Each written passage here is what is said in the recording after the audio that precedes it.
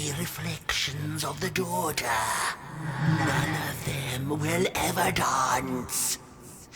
Ever feel the warmth of their maker's heart. They can never be enough.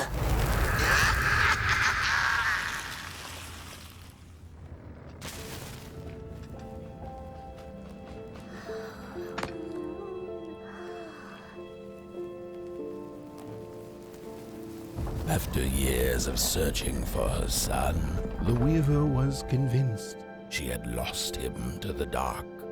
One night, there came a knock upon the door. "It's your son," said a voice. "Please let me in." Thinking this was some cruel spirit come to mock her grief, she remained silent until her son gave up and left, never to return again.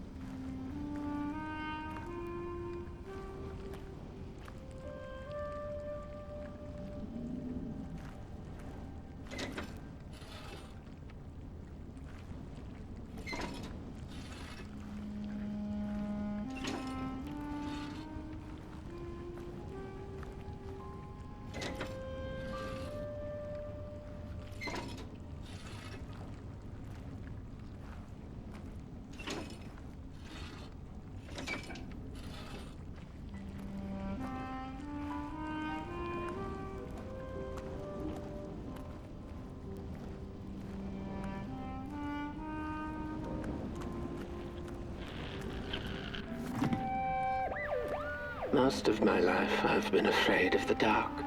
When I was little, my childminder got annoyed with me and tossed me into a wardrobe as punishment. She let me sit there, alone, and I sat perfectly still so that no closet monsters would notice me. It was the longest, most terrible 15 minutes. Many years later, I don't know what happened, but now I love sitting alone in the dark. I get into the wardrobe, close the doors, and I sit perfectly still. It's like a void, empty, but not cold, where nothing exists and everything is possible.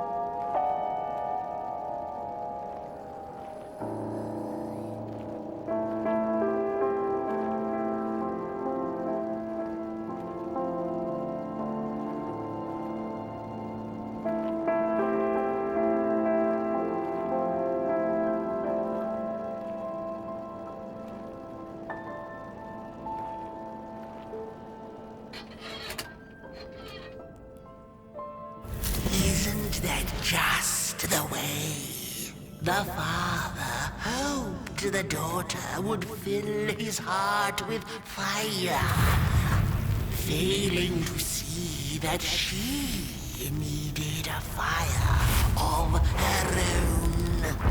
His princess danced away, and he stayed behind, cemented in his ancient groove. The heart is a bottomless pit, never sated, always craving for more.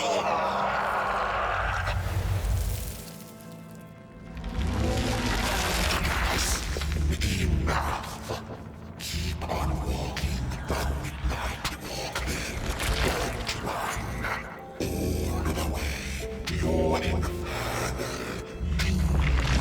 She will be there to gobble up the empty.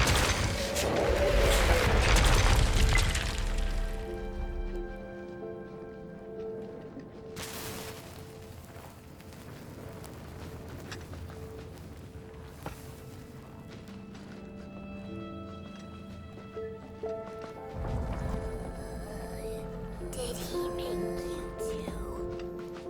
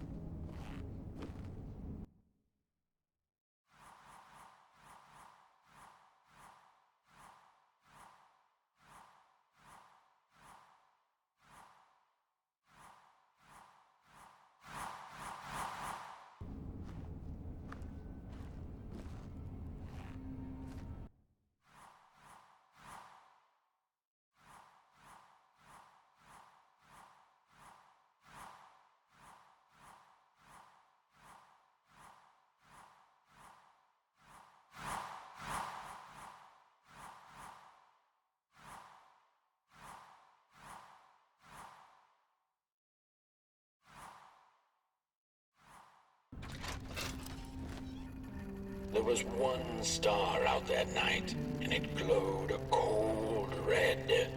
"Who took the sun away?" the Merkel asked it. But it was too distant, so she could not hear its reply if it had one. The Merkel had never felt so empty and alone. Lost in quiet despair, she managed to open up to the winds and followed their gentle push south down the midnight walk and to the Darklands.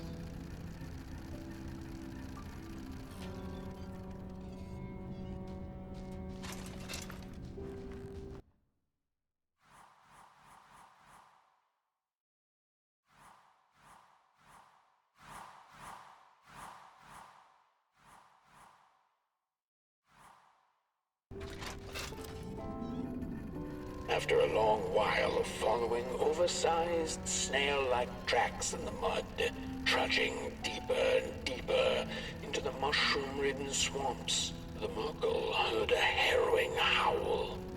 Up on a hill stood a looming figure, dark and still in the quiet of the night. Lo and behold, the Mulgrim, she thought to herself in slack-jawed awe. She greeted the creature with a quivering voice and, unable to restrain herself, asked, "Do you know who took the sun away?"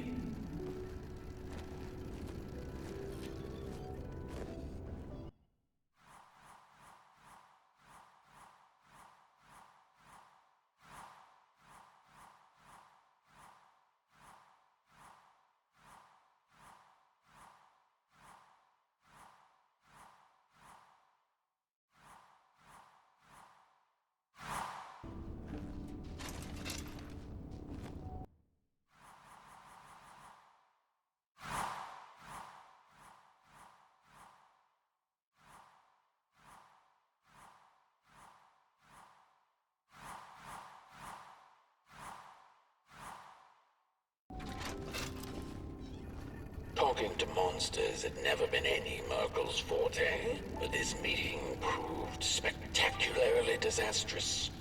Barely escaping the gnashing teeth of the Mulgrim, she managed to escape by jumping into a lake, following its stream away from the swamps. Although the Mulgrim was far behind her, she could still hear its melancholy howl. "Mad with grief," she mumbled, "as I will be unless I find the sun again." Tired from running, she searched for shelter and found a dark, dank cave. Cozy, even by Merkel's standards.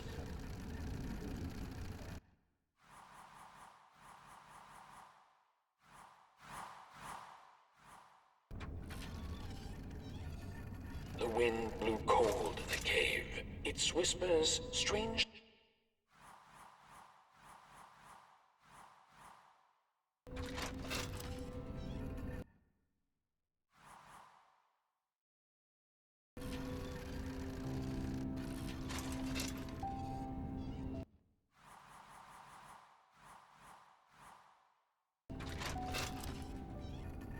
The wind blew cold in the cave, its whispers strangely soothing to the Merkel. As it turned out, the whispering belonged to a pack of starving crawlers who had begun circling her, their language known only to the dark itself. "What are you searching for, little limb tree?" they sounded in guttural unison. "These are dark days, and your kind does not belong anymore." The Merkel gathered her courage. "I am looking for the sun. I know you crawlers eat fire for dinner. Did you eat it?" They sniffed her lantern hungrily, and instinctively, she offered its flame to them.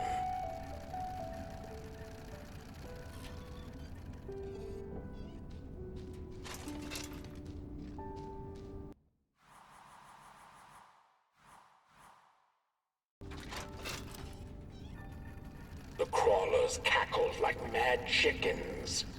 "Keep your fire, Clayling. Take it to the dark itself. Perhaps there you shall find answers." And before the poor little Merkel could shriek, the crawlers had gone with the wind, knowing not where to find the dark itself. Well, everything looked pretty dark to her. The Muckle found her way back on the road, further away from home than she had ever been. The hills were looking stranger by the hour. The rocks upon them seemed to move. They were the head people, a peaceful yet grumpy sort who didn't take kindly to somebody's perusing their lands. They muttered at her as she passed them, but she couldn't make out their words. What's that, little headlings? Are you saying you know who took the sun away? But the heads only grunted and rolled away, back to the safety of their huts.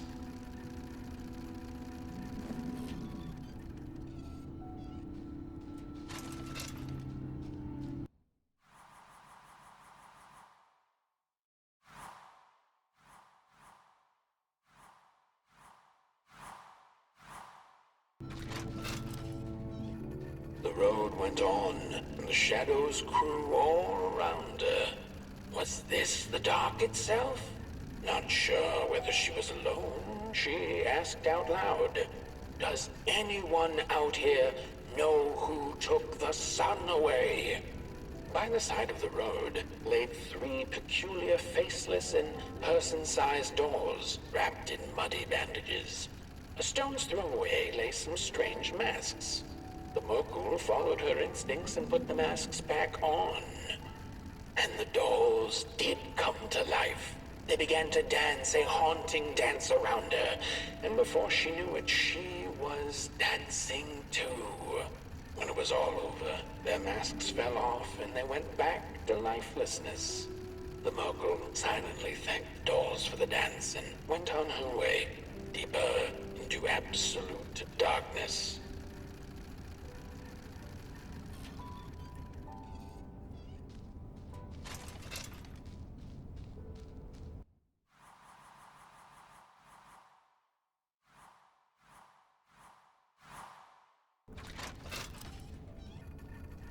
Before she knew it, the little Murgle, lost and tired, came to stand before the dark itself, with a burning question clenched in her fist. She felt like punching the dark with it, screaming it out like the howling Morgrim, laughing it out like the starving crawlers who had nothing left to eat but the hope of others. Who took the sun away? It then asked the Murgle. Its voice sounded like a dark forest, deep and ancient. "It wasn't you," the Murgle retorted. "You're its complete opposite. Surely you must be the reason it's gone." The dark then replied, "I am but the absence of light, not its adversary. Light is because I am. How could I possibly hold it in my possession?" The Murgle felt her anger fade. She understood little besides one thing, that the darkness was not behind the missing sun, nor her suffering.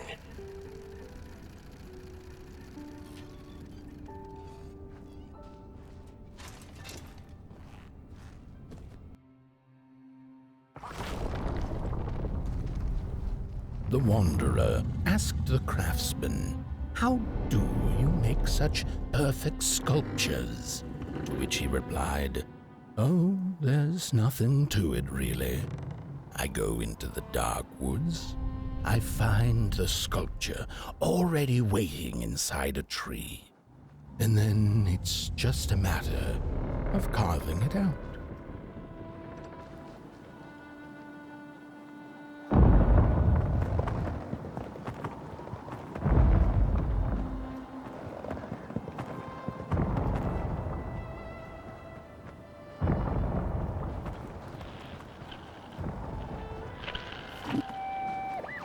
When I was a child, I exchanged letters with a monster in the woods. We were best pals, and we shared all our secrets with each other. One day, my sister told me that the monster wasn't real, that she'd written me all those letters to play a joke on me. But the joke's on her, because I knew the truth about the monster in the woods, and we exchange letters to this day.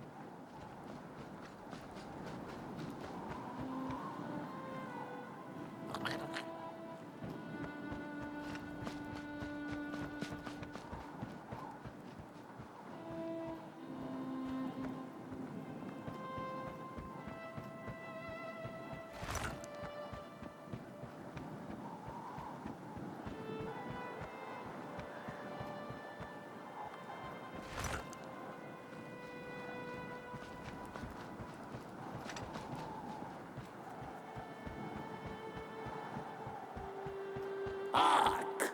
Not very far now. Not very far. The flame longs to be free. Caged, it cannot truly burn. How beautiful. How tantalizing.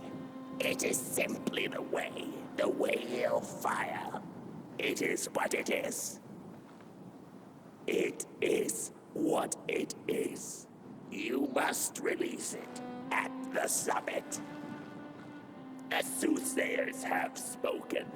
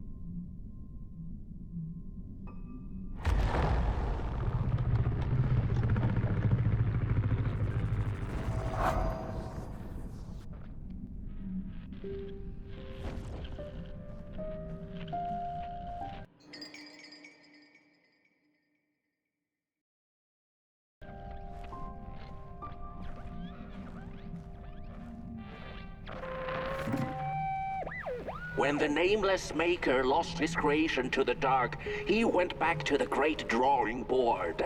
In his desperation to regain control, he made an attempt to sculpt the face of the dark itself, something he thought he'd glimpsed in his nightmares.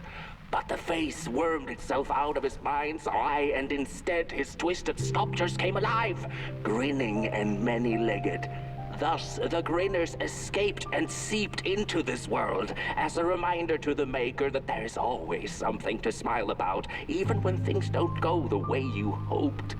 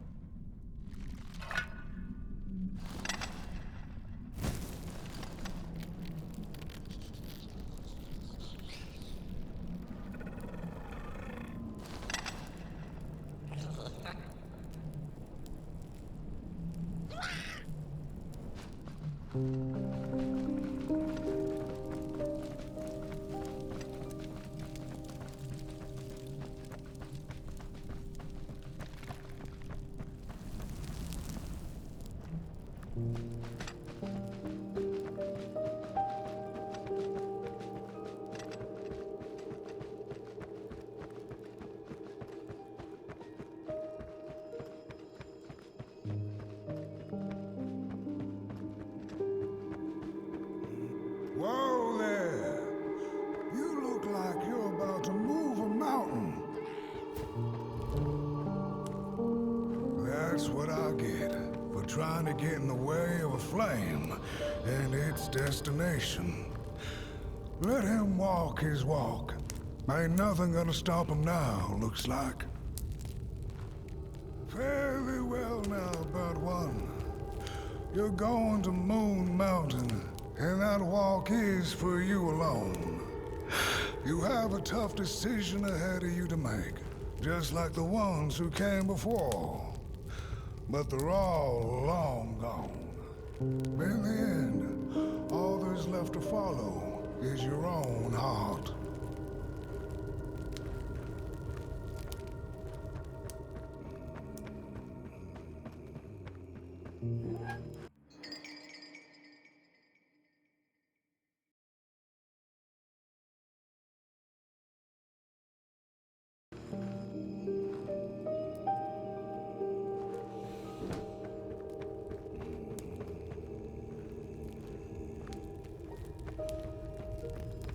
Hurry now. Go catch up with the old little spark. before the dark does. Hurry now. Go catch up with your little spark before the dark does.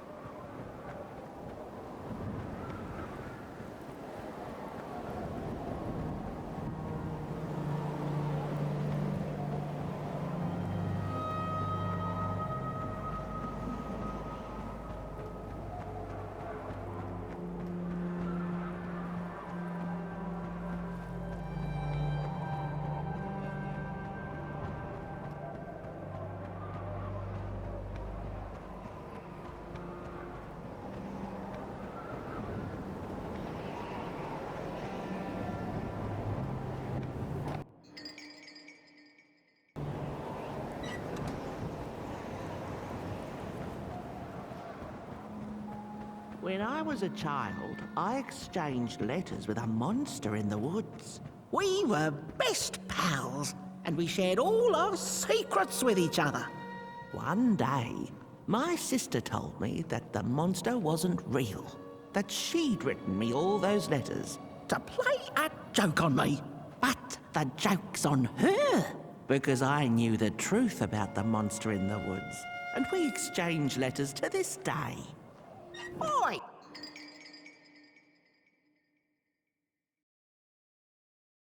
You the caretaker of this little fireball?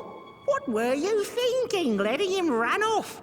Don't you know how precious he is? Oh, yes you are. A real sunbeam.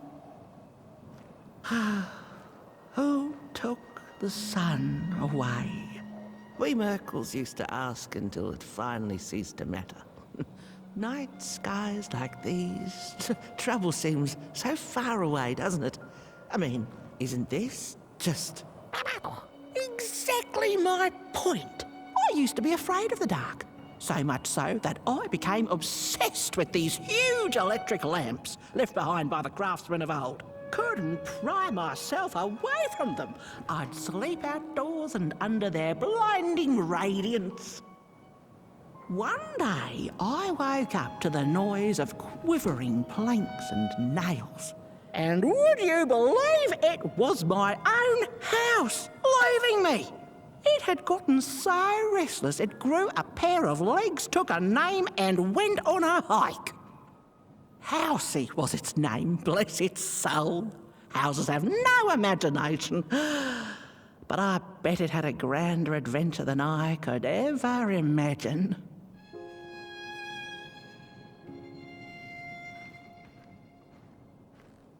This little flame is your home, burnt one. Keep him nurtured and safe, and you'll always find yourself in the right place. Through the rain, in the dark, and over Moon Mountain. Look at those stars burning like so many candle lights. Isn't this enough?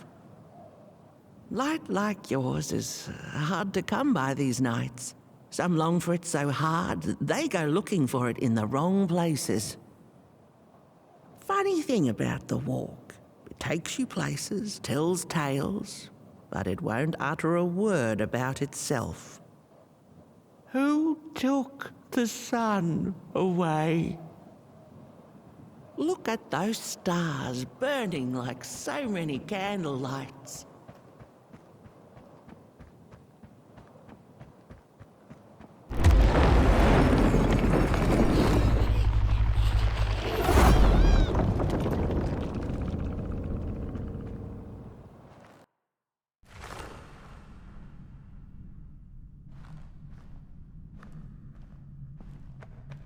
What is the dark? Is it ugly and cruel? Is it a place for monstrosities, for fools lost in the woods?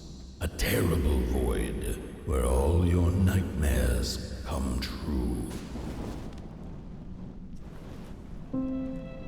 The dark could be a friend, perhaps a space where we might find each other, all of us equal under its cloak.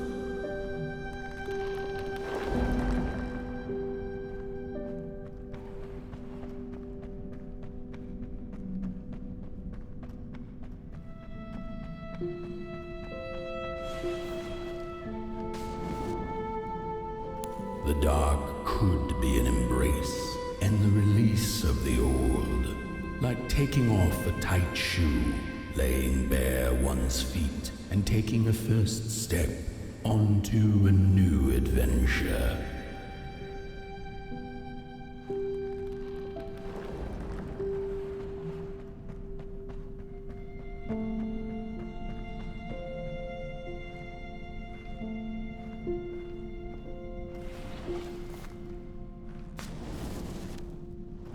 The dark could be a moment of clarity and calm, a break through icy clouds and the shameful stories we tell ourselves that fetter us to the clay and mud.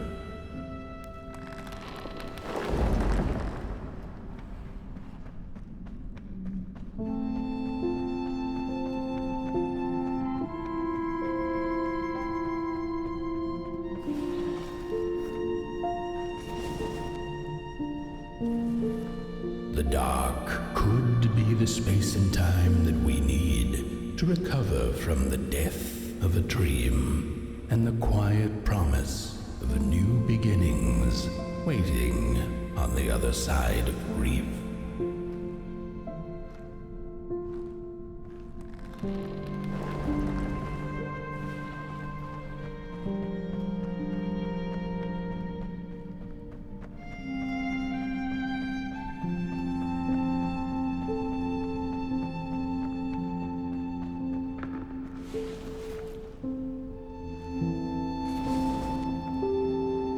In the end, the dark remains a mystery, its secrets locked away behind the stars.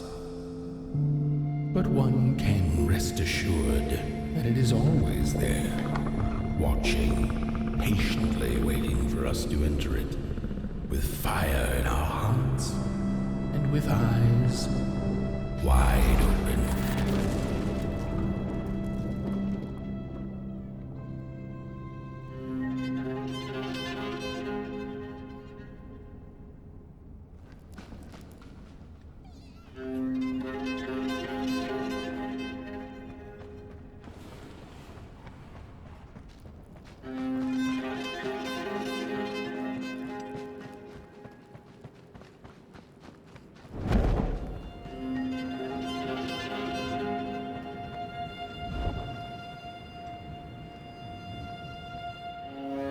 You were right.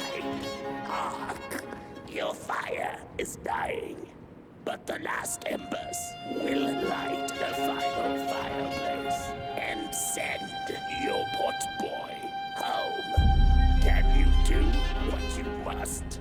Naturally, you must. It is destined, and you will be loved and forgotten.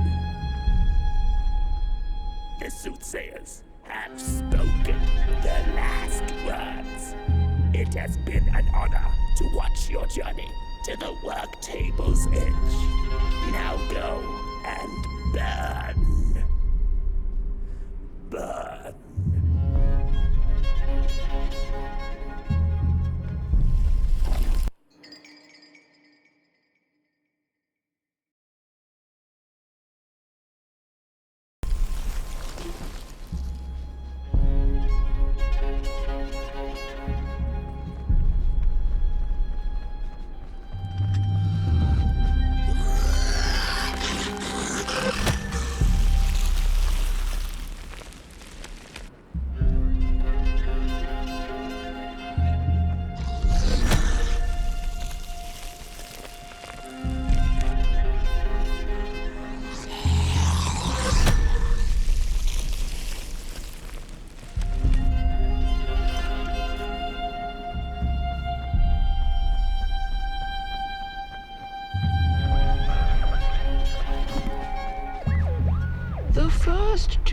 two-legged beings did prosper under the first sun.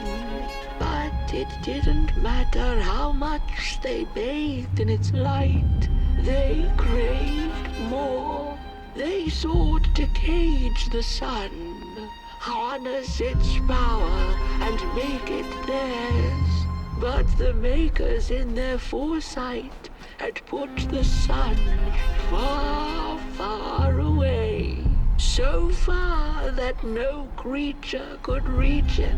That's why, in their desperation, the two-legged ones began to collect matches, lighting them like minuscule suns of their own. But there are only so many matches in this world, and one day they'll run out, and they shall once again look to the sun.